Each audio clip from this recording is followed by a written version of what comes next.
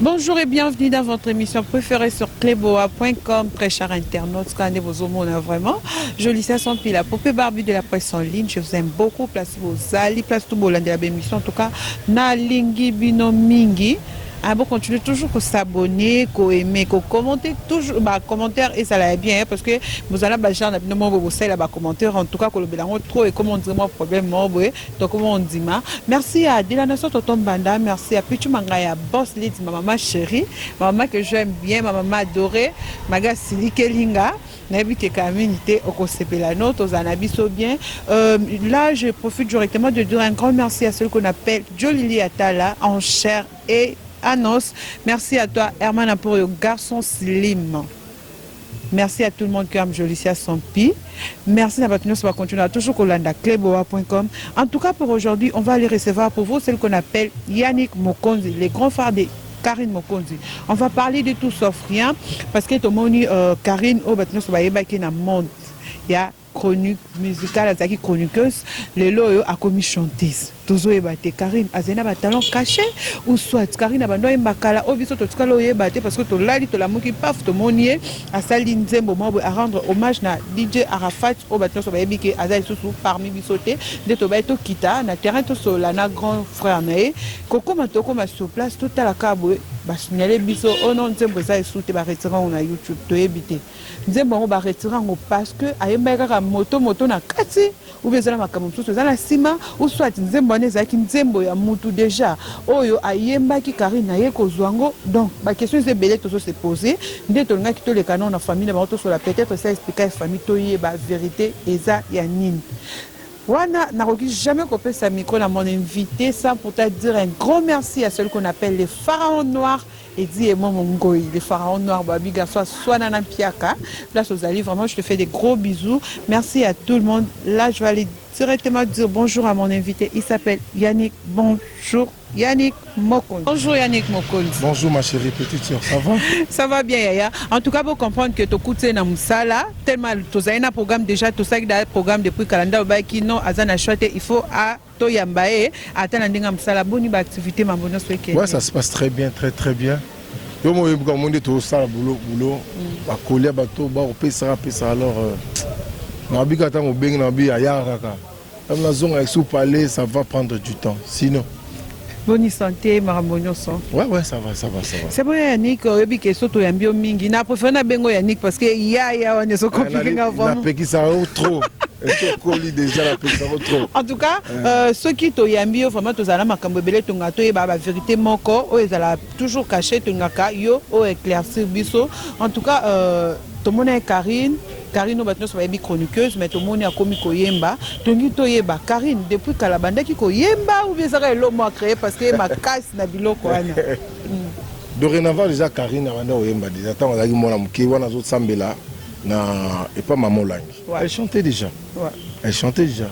Donc vous allez me surpris au monde à non, je suis pas vraiment surpris na Oyemba nae.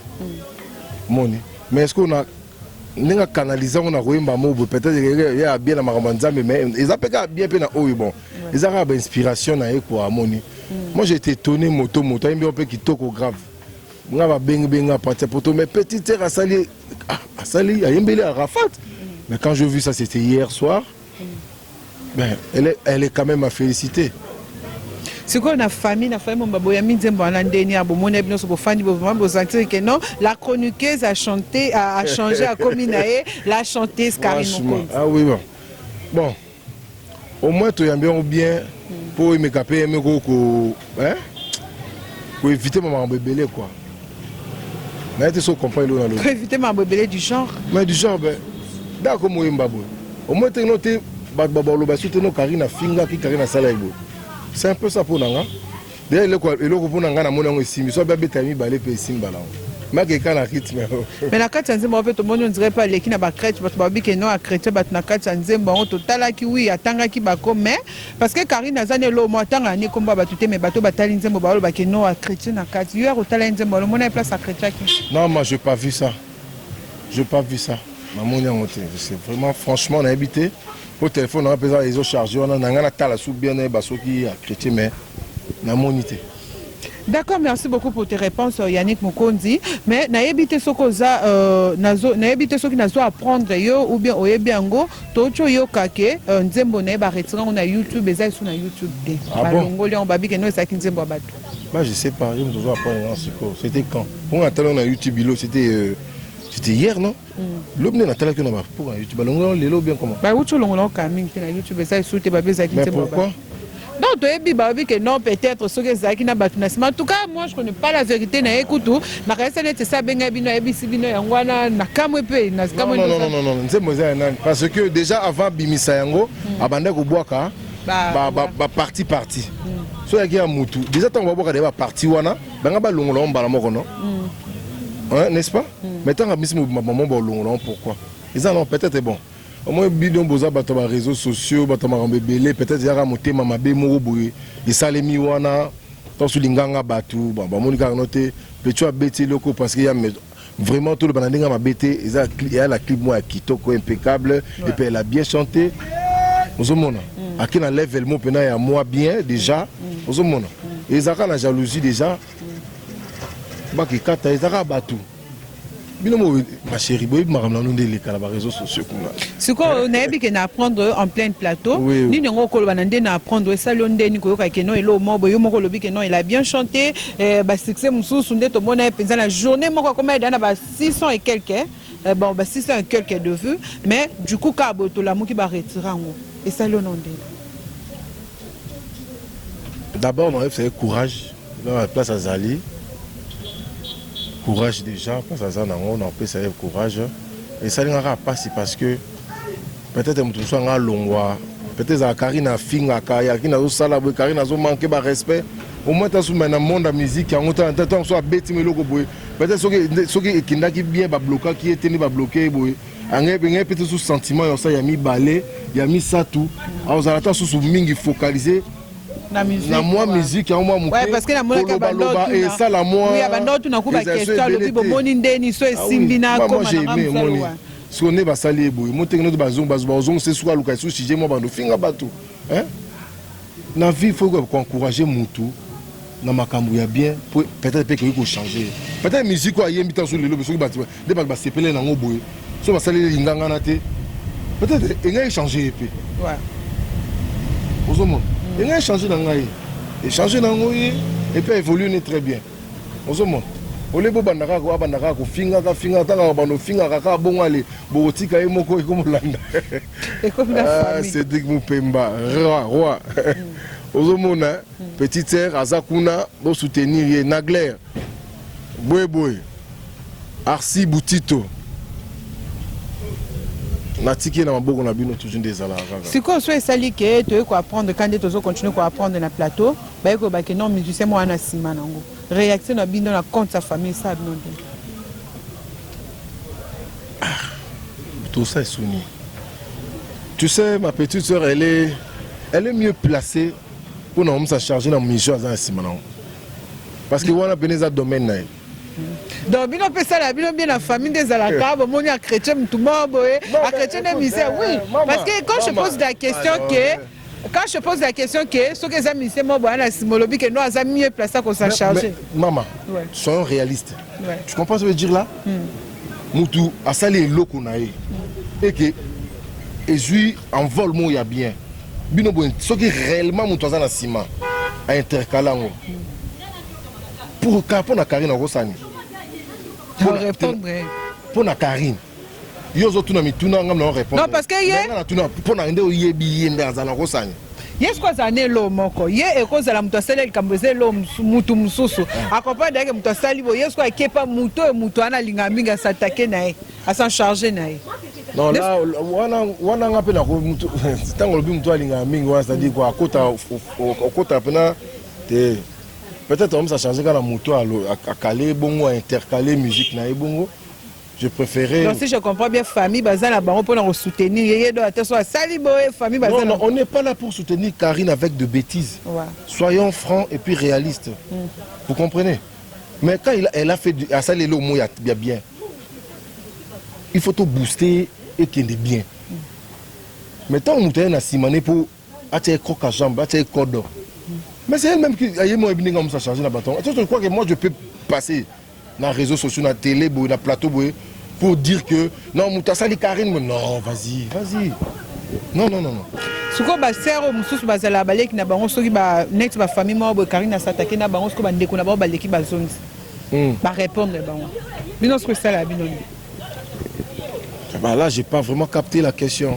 Bon, dans le sens que tu vas dire que non, moi je ne peux pas passer à la télé, que n'importe quoi par rapport à ma cambo, que Karine a clashé avec la famille morbe. Dès lors, puisque ma famille est à la question, Karine a clashé avec l'équipe a fini.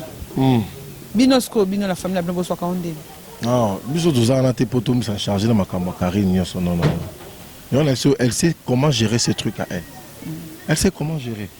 D'accord, d'abord Yannick, en tout cas Yannick Mokonzi bon comprendre qu'il y a trop beau, il en plein boulot, tout le monde qui est souka moi message nous copier ça la Karine place Azali parce que là quand on tu apprendre en Camille.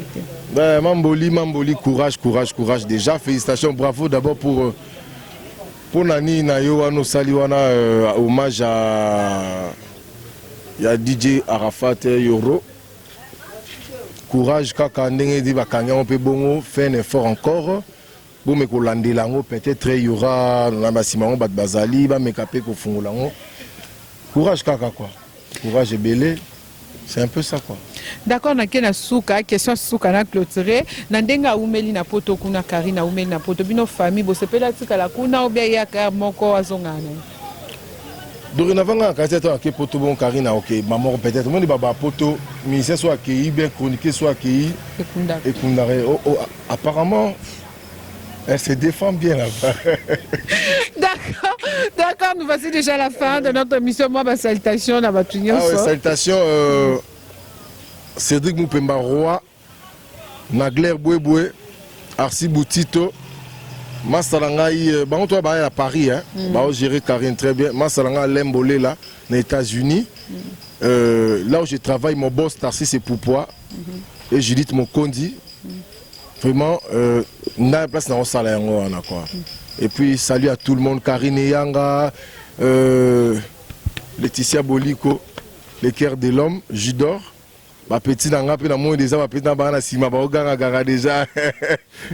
Belé, souris, Glody, Spire, bon on peut ma casse quoi. C'est un peu ça, merci à toi aussi. Ma petite sœur préférée, quel que soit l'objet au Kosenga, mais c'est pas grave. Madame, t'es comment madame t'es? Jidor. Boliko. En tout cas, madame, on s'active vraiment qu'il y a un monde dans vraiment qui est monté comment ça Mobalia, moi si Moko. Nous voici déjà à la fin de notre émission. Là, c'était Yannick Mokonzi, le grand phare de Karine Mokonzi. En tout cas, tu vois que Lukaï par rapport à ce qui se passe sur les nets, vous voyez bien qu'il y a énorme chose à la pembe de la famille. Dès qu'il y a un problème commis, tu as un moko sur les terrains de la famille, tu as Karine à Kolande, parce qu'à l'époque, tu as dit non, Karine a Zalakala, parenté, Karine, mais bon, tu as la vérité. Et tout le monde Karine Salinzembo tout ça plus n'a pas est-ce qu'elle chantait avant ou bien parce que y a mutobatana je me suis bon na kaba comme na ringa comme boxeuse comme beta kuna je me suis bon la musique comme joueuse parce que y a za bongo sport bon mon karaboti la musique comme des danseuses donc avec elle il faut s'attendre à tout. Nous voici déjà à la fin en tout cas on a bien parlé avec Yannick Mokonzi. Merci à toi Herman Ampo. Diamant bonheur Kalanda, je te salue aussi Kassé Christelle. Bisous.